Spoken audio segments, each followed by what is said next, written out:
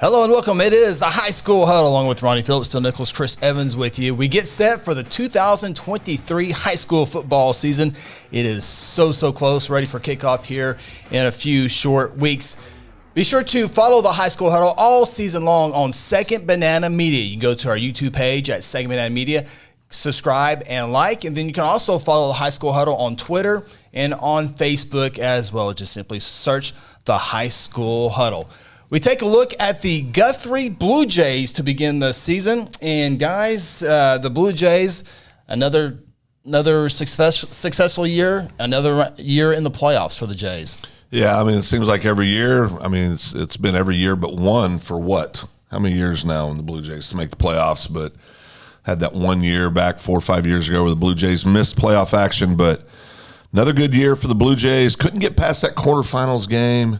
That's been kind of the sticking point the last few years. Some great teams in 5A, but I think the Blue Jays are excited about the upcoming year. Let's take a look at the season for the upcoming for the Blue Jays, and you look at the 4 of the 5 toughest games on paper, if you will be played inside Gelsman Stadium. That will definitely be an advantage. Of course, that one road game would be Bishop McGuinness, but you got the defending state champions and Carl Albert coming to Gelsman Stadium. But pretty good schedule for the Jays, and it all starts with Ponca City coming into town to begin the season.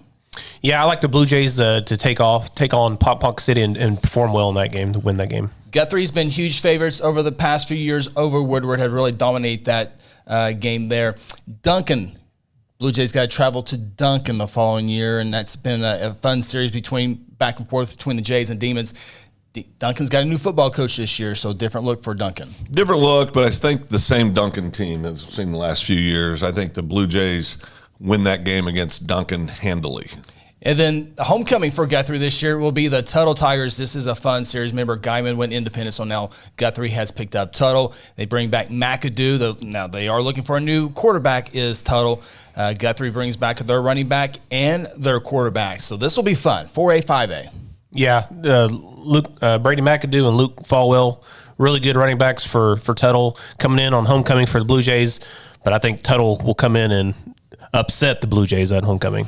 Then you have an open week before you get ready for district. Then you have the Piedmont Wildcats coming to town, perhaps the final time in the long future between these two teams. Yeah, I mean, Piedmont's going to be moving up to 6A2, no question. They came out, I believe, their 27th largest school in the state of Oklahoma now, firmly in that 6A2 division.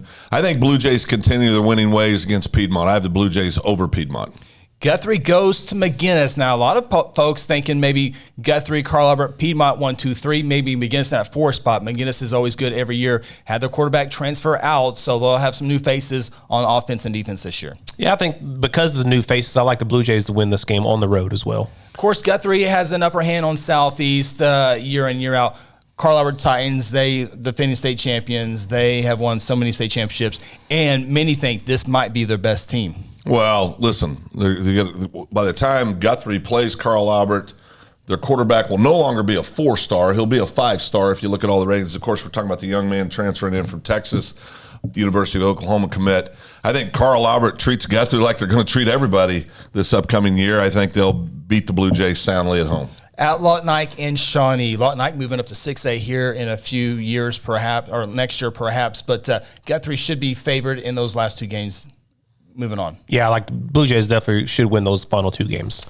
All right, so now we take a look at the season records, and guys, I'm gonna go 8-2 for the Blue Jays. I do like that 4 of the 5 toughest games are at home this year.